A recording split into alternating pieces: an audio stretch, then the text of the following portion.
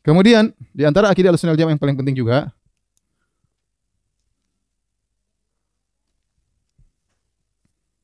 bahwasanya Allah berbicara dengan suara yang didengar. Suara dan huruf ya. Yang didengar. Ya, bukan bahasa jiwa, bukan bahasa tanpa suara. Layaknya orang bisu. Baik, ini perhatikan, ini poin yang penting untuk kita perhatikan. Ini membedakan Ahlussunnah dengan Ahlul Bidah ya. Kita katakan bahwasanya Allah berbicara dengan huruf dua suara yang didengar. Di antara dalilnya banyak. Dalilnya. Yang pertama firman Allah Subhanahu wa taala, "Wa kallama Allah Musa taklima." Artinya, sungguh benar-benar Allah berbicara dengan Musa. Ini ada taklima, ini namanya maf'ul mutlaq li ta'kid. Ini kalau belajar bahasa Arab nanti ngerti. Maf'ul mutlaq tujuannya adalah untuk menekankan. Kalau kita artikan dalam bahasa Indonesia, dan sungguh-sungguh. Sungguh-sungguh Allah berbicara dengan Musa. Dengan Musa. Sungguh-sungguh. Ini tidak menerima majas. Ini benar-benar sungguh-sungguh karena Allah tekankan. Kalau saya bilang bahasa Indonesia, darabtuhu, aku memukulnya. Tapi kalau saya mengatakan darabtuhu darban, artinya sungguh-sungguh aku benar memukulnya, bukan main-main, sungguh-sungguh. Wa kallama Allahu Musa taklima. Oleh karena di antaranya Ahlul Bidah ada yang ingin baca, dia ingin baca gini. Saya berangan-angan ingin baca wa kallama Allah Musa taklima. Dia ingin baca bukan pakai dhamma, tapi pakai fathah. Kalau wa kallama Allahu Musa taklima yang sudah belajar bahasa Arab ngerti, maksudnya Allah berbicara dengan Musa. Tetapi kalau kita rubah wa kallama Allah, Musa yang berbicara dengan Allah, sehingga Musa tidak spesial. Dia ingin rubah wa kallama Allahu Musa taklima. Tapi tidak bisa. Ternyata dalam ayat yang lain kata Allah wa kallamahu rabbuhu. Wa kallamahu rabbuhu. Ini sudah tidak bisa ditakwil lagi. Wa kallamahu rabbuhu. Karena enggak mungkin diganti rabbahu. Karena maf'ul bih sudah dimajukan. Wa kallamahu rabbuhu. Sungguh benar-benar Rabb-nya telah berbicara dengan Nabi Musa alaihissalam. Baik. Oleh karena Nabi Musa diberi julukan kalimullah. Musa alaihissalam diberi julukan apa? Kalimullah.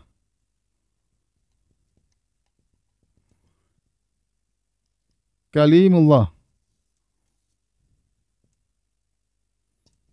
Yaitu yang Allah berbicara dengannya, yang Allah berbicara dengannya.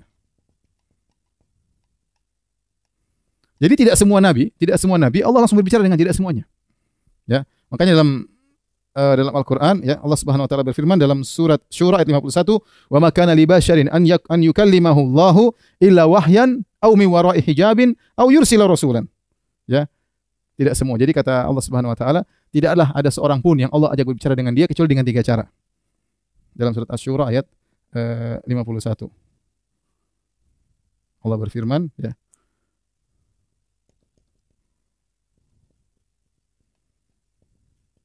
Kata Allah, Allah tidak berbicara, Allah tidak berbicara. Tidak ada manusia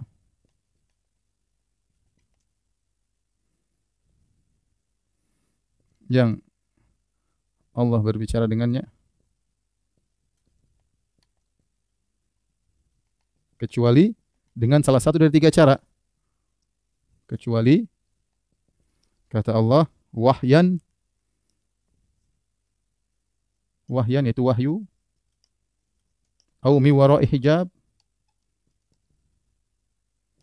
di belakang hijab. Ini yang bicara langsung. Maksudnya bicara langsung, tapi dia tidak lihat. Yang ketiga, au yursila rasulan. Yursila rasulan. Dengan mengutus malaikat.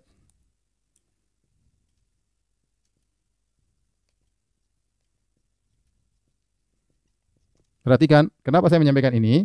Jadi, cara Allah memberikan wahyu kepada para rasul tidak semuanya dengan berbicara langsung. Makanya Allah mengatakan, minhum man kallamallah. Di antara mereka ada yang Allah berbicara langsung. Tidak semuanya Allah bicara langsung.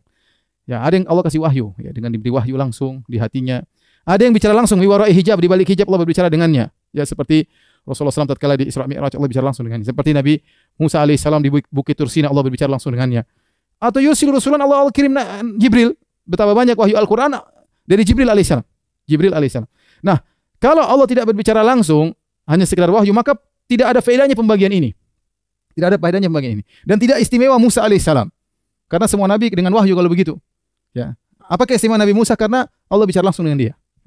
Makanya dalam Al-Quran dalam surat Toha Allah berfirman, ya, kata Allah Subhanahu Wa Taala, "Fastami' lima yuha."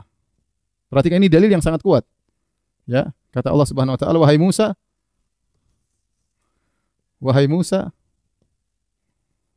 dengarlah apa yang diwahyukan kepadamu.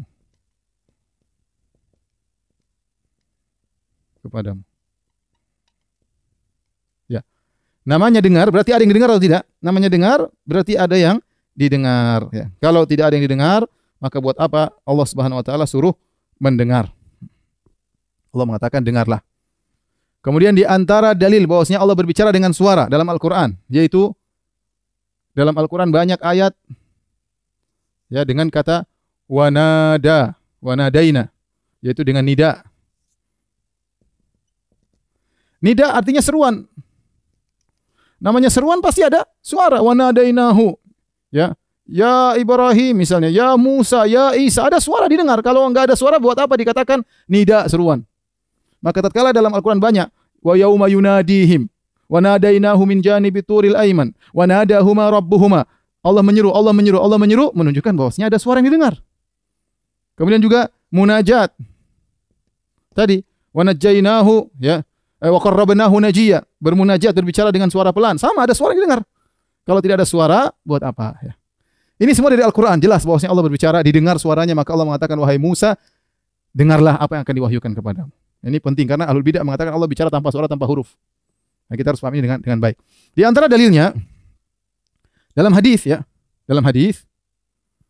dalilnya, ini Al-Quran.